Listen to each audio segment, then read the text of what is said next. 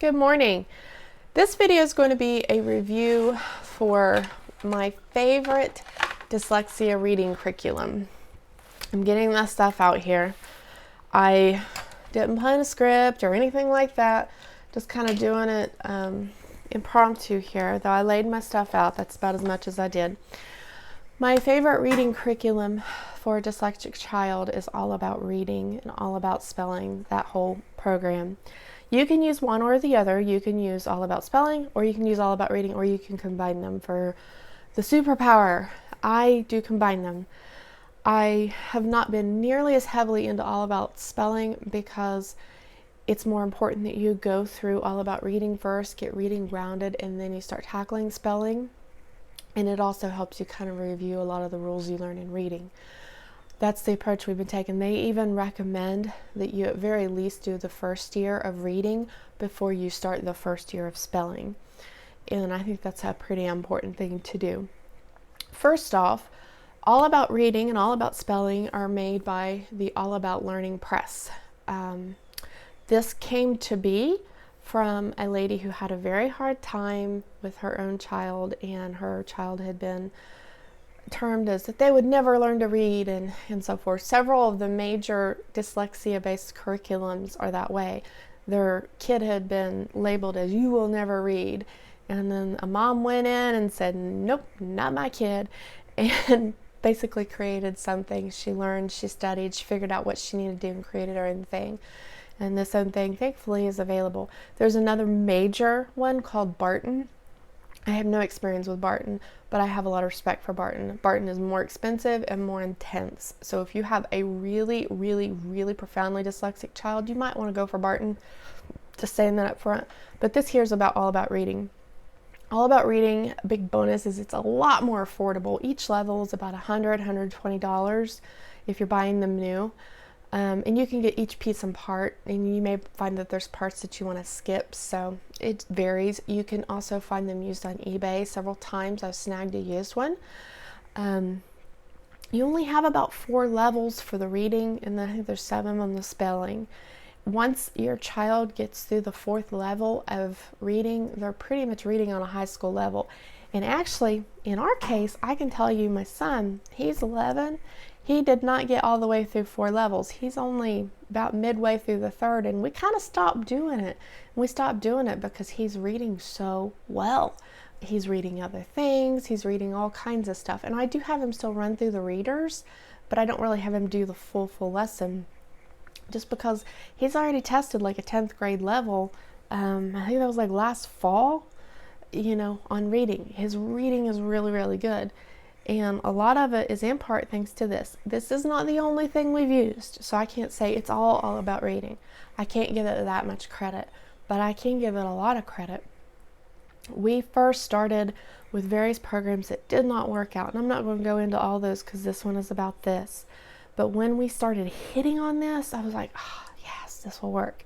It's affordable enough, and I think it's engaging enough. It's kind of cute.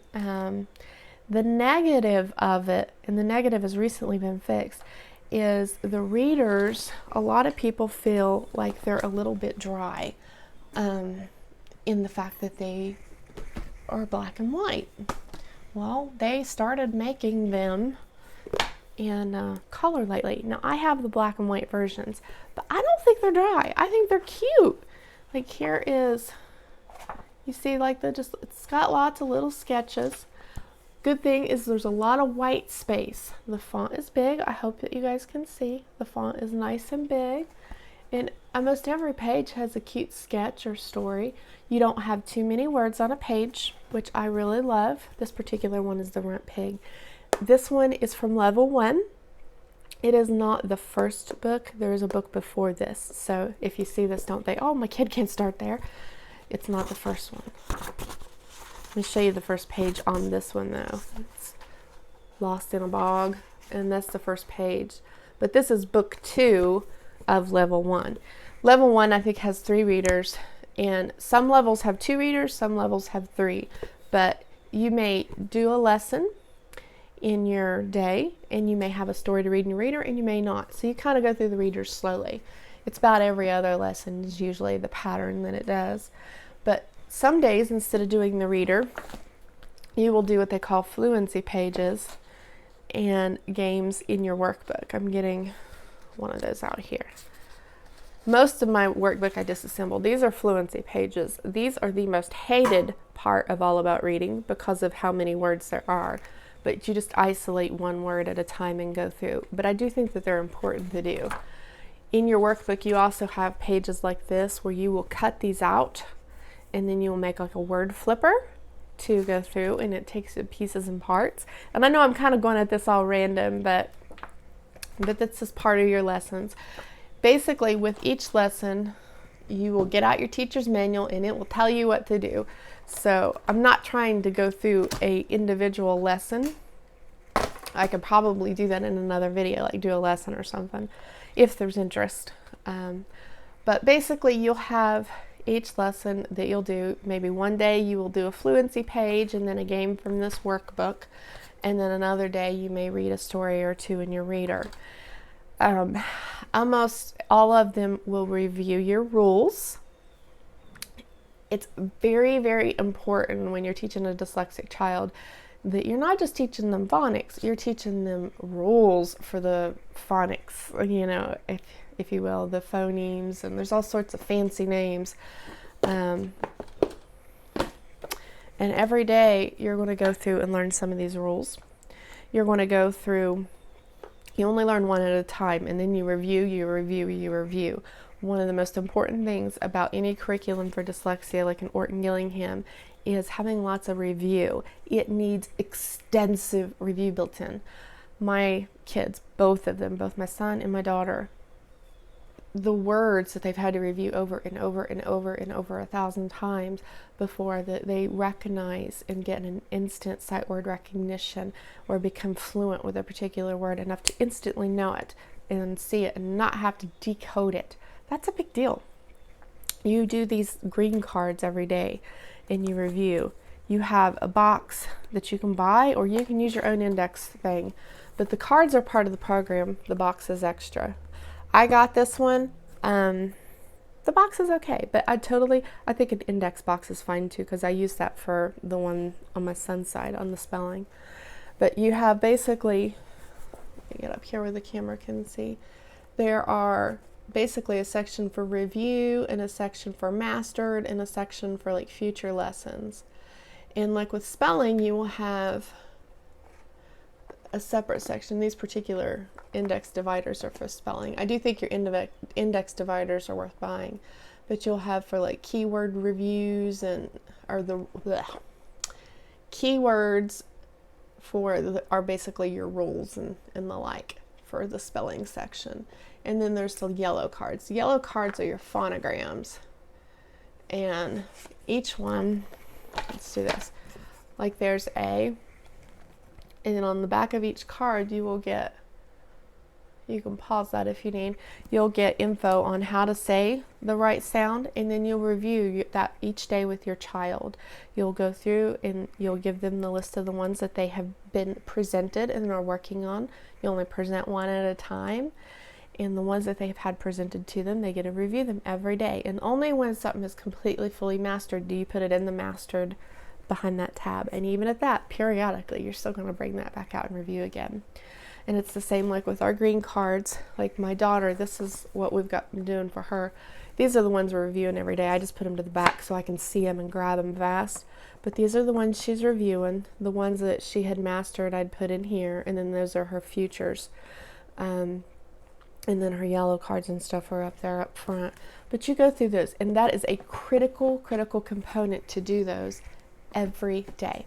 Now, there are some days I can't get to the full lesson. I can't sit down and go through the tiles and the fluency pages and all that. And if I just pull those green cards out and review those, that can be the proverbial short day. We do that some days. We just review that. Or I may say, just pull out your reader and read me a story you've already read before, and it's good fluency practice. Those can be a short day if you're pressed for time. But if you're going through one lesson at a time, they also give you, I'm looking for it in here, a little progress chart, and I think it's important. I don't think I have it in this particular thing. I'm sorry. They have a little progress chart each day. You pass a new lesson. If you get one a day, you put a sticker on the progress chart. The kid always looks forward to putting that sticker on. Unfortunately, this is probably a drawback. There's a lot of the lessons, they're long, and it depends on your child. And this isn't a fault of All About Reading, because all kids are different. There are some kids that can sit down and tackle a lesson of All About Reading easily in 20 minutes.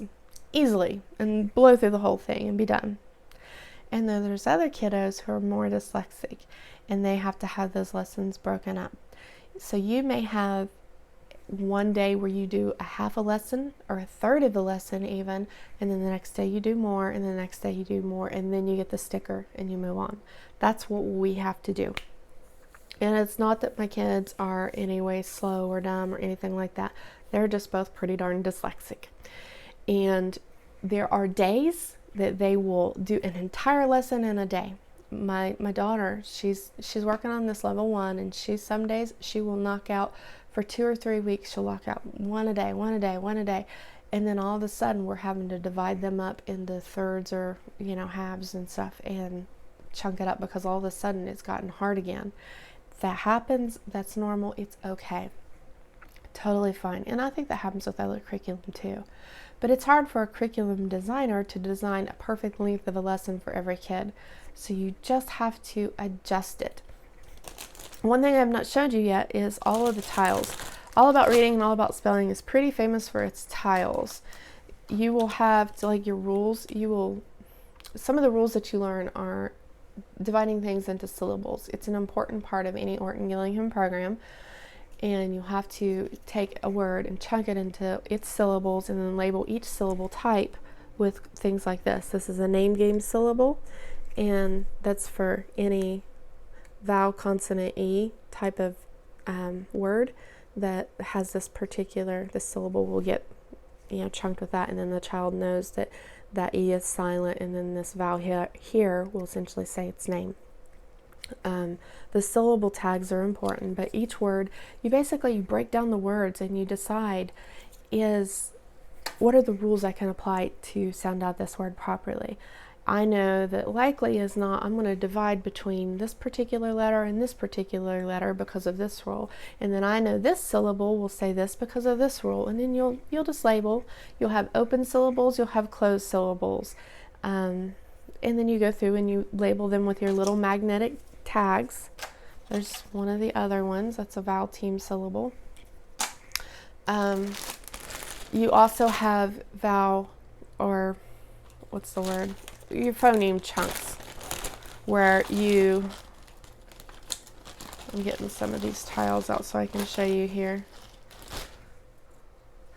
You will learn what the sounds this combination can make, rather than just learning the individual. So you'll have different tiles for every type of phoneme that's out there. Although I wish I kind of had these out on a board. I should have laid them out. What I might try to do is insert a photo shot of what our white tile board has looked like at different times, or just lay that back out and insert a photo for you.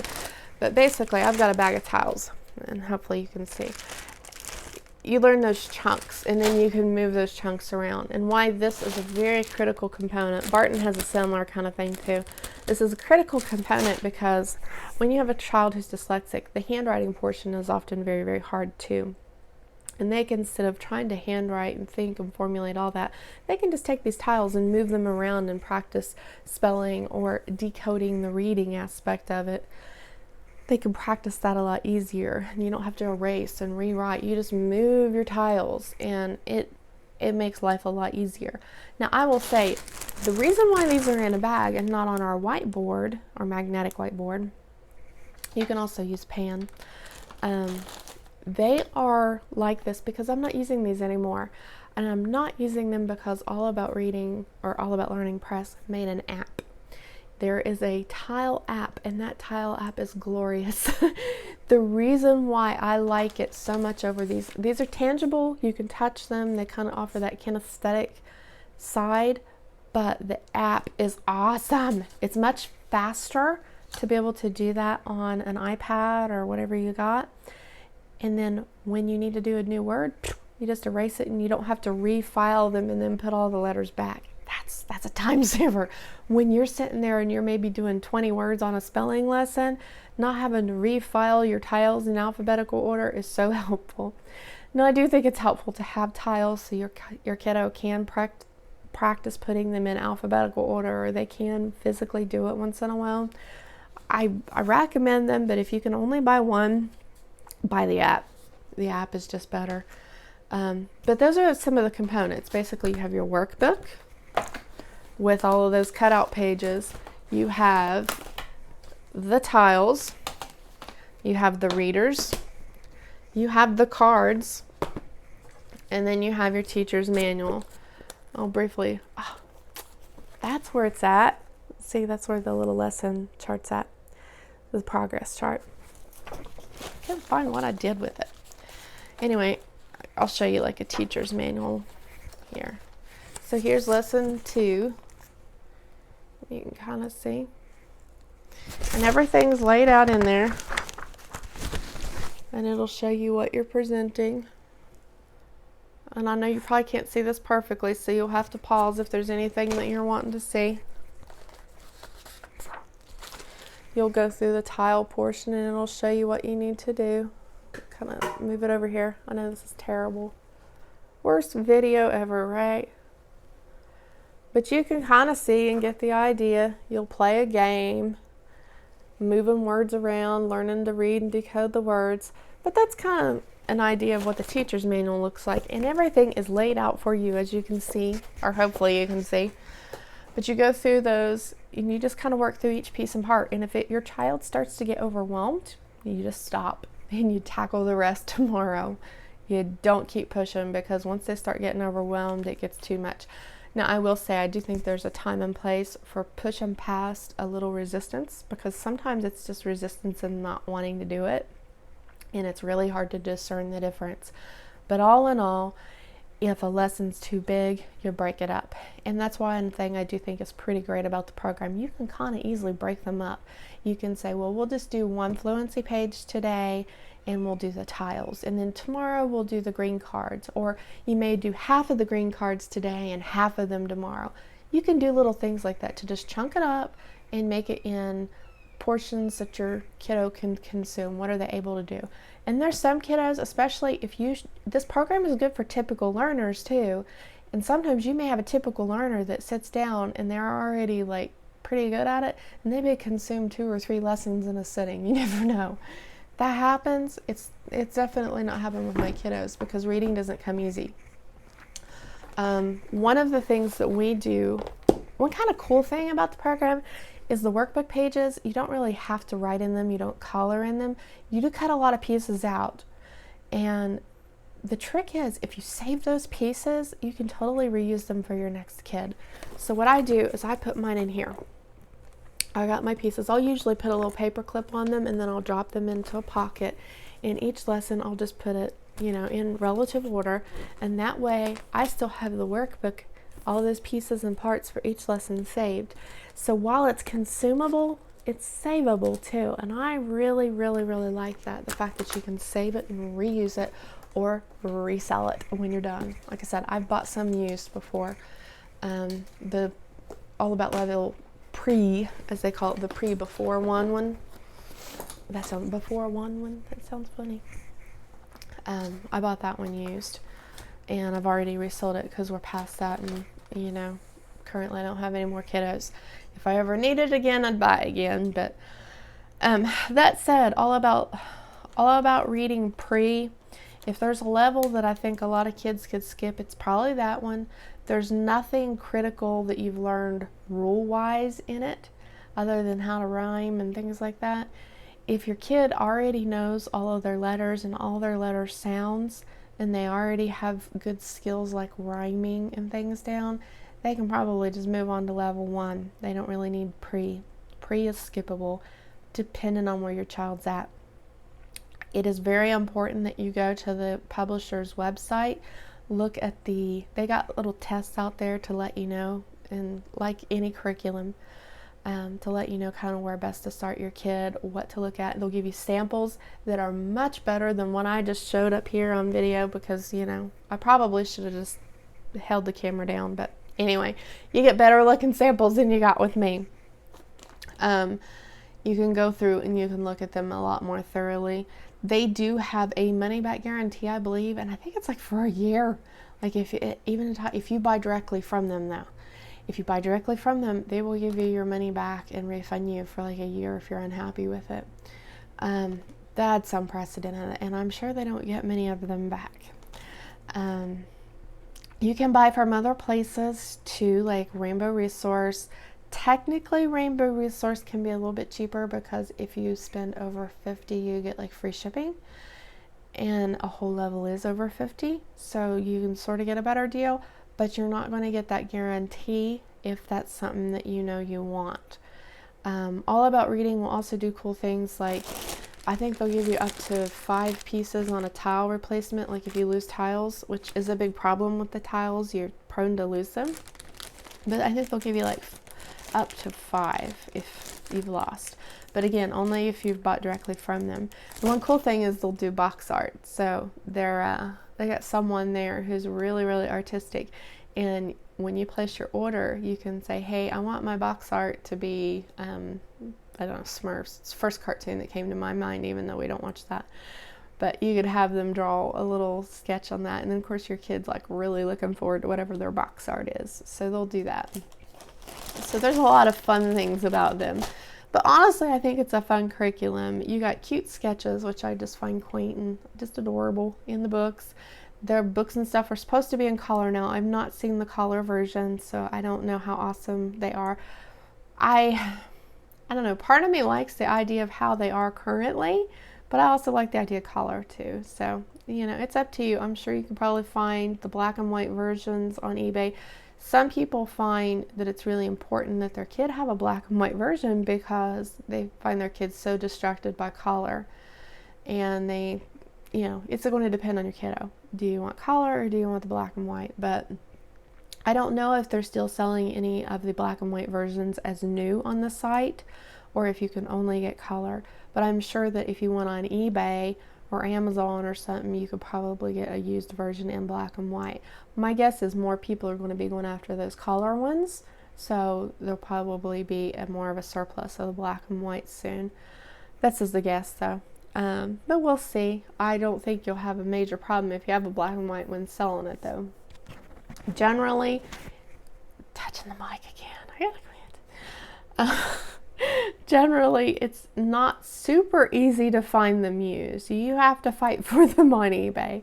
They don't come by cheap often. Sometimes you'll get really, really blessed. I think this level 3, when I got this one, I happened to find one that came on a buy it now, and if memory serves, I got the whole level for about $90, which was a really good deal. Basically, I saved about, I think, like $30 or so got a pretty good deal on that. But usually you have to fight for them on auction. And while I have this out, like, this is book 2 of level 3, and you can see they definitely get harder. Take you toward the end of it so you can see by the time they're up to reading that, they're doing pretty good. And there is a level above that. We have it, but I'm probably only going to take my son through just the readers rather than the individual lessons. Now, he does have to work through the spelling. While he reads fantastic, his spelling is much more behind. So he's actually still working on cleaning up and finishing up level 1 on spelling. That's just the hallmark of dyslexia. You have very wide gaps in skills. Like, his math is doing pretty good. He's pretty well on par on grade level. And the spelling's way back there. The writing's way back there. But he can sit down, take this tablet, and then dictate into the tablet, and it can transcribe out. And he could write a pretty good story that way, multiple paragraphs and the like. But to sit down and handwrite and formulate the sentences out, that's a different matter, different skill that's kind of really going on there. So he has another program we called Writing with Ease, that Susan Weisbauer, that she does that one It's a good program. I have to modify it because of the spelling factor, but it's a good one. IEW is another decent one. But you have to find things that work for your kid, pieces and parts. So All About Reading does not teach writing. It doesn't teach spelling, but you can get the All About Spelling. Now, a lot of people will want to skip one versus the other. It is important, I think, to have both, because the reading teaches the decoding. The spelling teaches the encoding, which are two different skills, really. One you're starting with, and one, you already have in front of you, and the other one you have nothing, and you have to build and figure out the rules and sound out which syllables, what you think rules might apply, and those rules are critical. There's programs I have used that didn't have any rules, like when we tried to teach your child reading 100 easy lessons. It gave you some phonics, sure, but it didn't teach you any rules for decoding, encoding, nothing. And those rules are really important for a dyslexic child. So there's a lot of really critical things in an Orton Gillingham based program. And sometimes people will throw Orton Gillingham around, and that program's not really exemplifying those things, but this one does. It has the tiles, you got the kinesthetic, you got the movement, the ability to see a word as its individual pieces and parts, not as a whole. You can break it down, and you have rules to help you remember why it is what it is, why it's sounded out the way it is. You have rule breaker words, but all in all, you have rules for it. You have an extensive amount of review built in, and that is probably, in my mind, one of the most critical things about the program. You need the review for your kiddos. It must be there. If it didn't have those green cards and the yellow cards,